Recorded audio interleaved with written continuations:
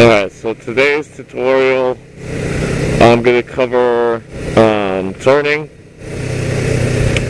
braking with both the brakes and the engine speed. You know, now that it's raining and you're riding, one little helpful tip I got is don't ride in the middle of the lane, because a lot of the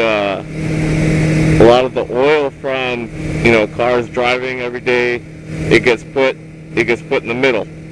And so, you know, when the first rain comes down, the oil rises and it can become very slippery. So, you know, just be careful when you're riding out in the rain. So let's do turning first. So turning's pretty easy. When you go to take your permit test for, you know, motorcycling, one of the questions, you know, it'll list a bunch of things, and the right answer is, you know, push right, lean right, go right, or push left, lean left, go left. And, you know, that may be kind of confusing because, you know, you're pushing the handlebars to the left, and yet you go right. It's weird, but, you know, how it works is when the wheel turns this way, the bike still wants to go straight, so it's gonna lean to the right when you turn the handlebars to the left. And let's see if I can show you guys. So here's the handlebar, and I'm just gonna push it,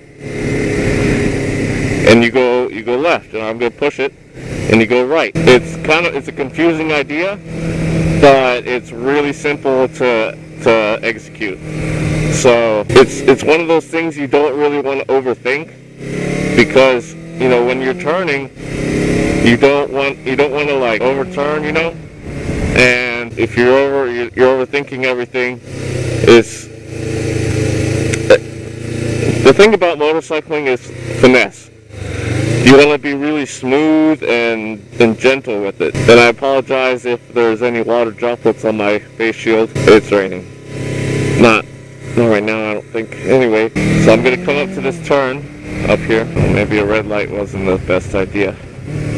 Maybe getting stuck behind someone isn't the best idea either. So I'm just going to turn into the parking lot. When you're learning how to ride, don't do it on the streets. Go to a parking lot. It's a lot easier to learn in a parking lot than on the streets, because people in their cars, they're trying to get somewhere. They don't want to have to deal with you learning how to turn your motorcycle. So I'm gonna push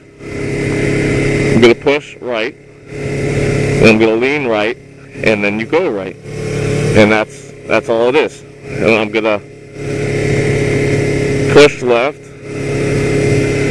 lean left, and I'm gonna go left. I'm gonna push right, lean right, and I'll go right. That's really all it is. Nothing too complicated there. I don't know where the hell I just got myself into. I don't think I'm supposed to be back here. A lot of turning on motorcycling is leaning, not with your handlebars. The only real time you're gonna turn with your handlebars is at slow speeds. It's probably under 10 miles an hour. But you don't go that fast when you turn with the handlebars. As far as braking goes, when you're slowing down to come to a stoplight, you're going to want to use the brake to begin with, just so that you know that you're stopped, you know, and you're not diddly-daddling with the engine speed braking, which doesn't slow you down as much as with the regular brakes, obviously. The front brake provides the most braking power. So you're not going to want to slam on your front brakes. That's one of the worst things you could do, because then, you know, you're messing around with what if my wheel locks up. It's pretty scary when your front wheel locks up.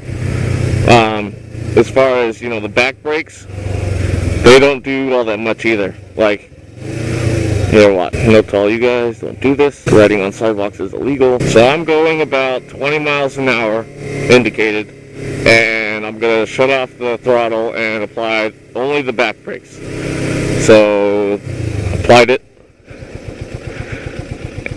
and I stopped. Now I'm going to go the same speed and only the front brake. 20 miles an hour, shut off the throttle, and I'm applying the front brake. And you stop a lot quicker with the front brake than the back brake. You could use only the back brake maybe if you're filtering through traffic,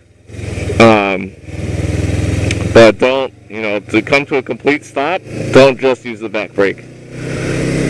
Really what you want to do is you want to apply both brakes evenly.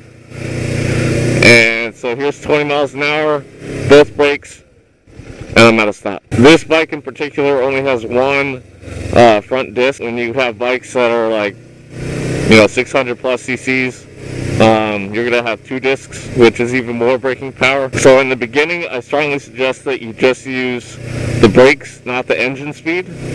But once you start becoming more comfortable with riding, and let's say you're coming up to a red light or something, you can start playing around with the engine speed braking. Basically what that is you're shifting down in gears and slowing yourself down that way. So what you're going to do is you're going to pull in the clutch, rev up the engine just a little bit, downshift, let out the clutch. That's the steps. It happens a lot quicker. So first, second, third, there's a red light coming up.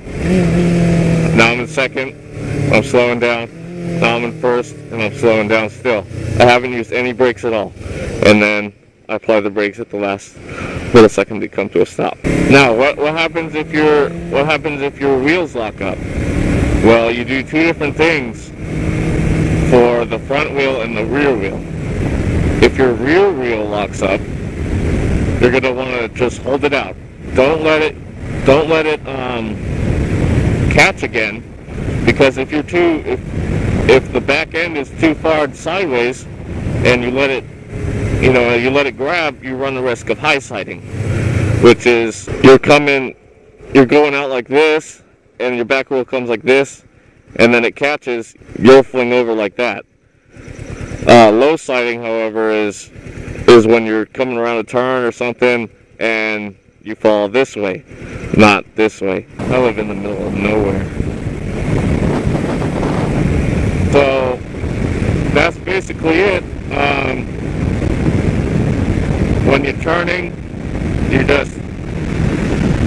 push and you'll go right, or you push the left side and you'll go left.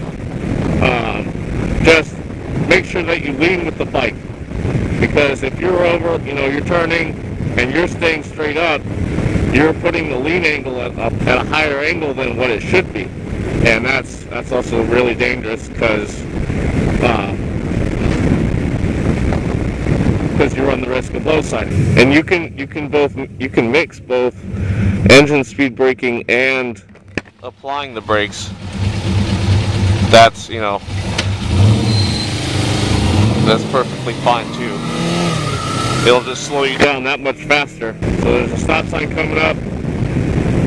Pull in the clutch, give it a little bit of throttle, downshift, do it again and again and again. I just went up to 8.5, and then you apply 8.5 RPMs.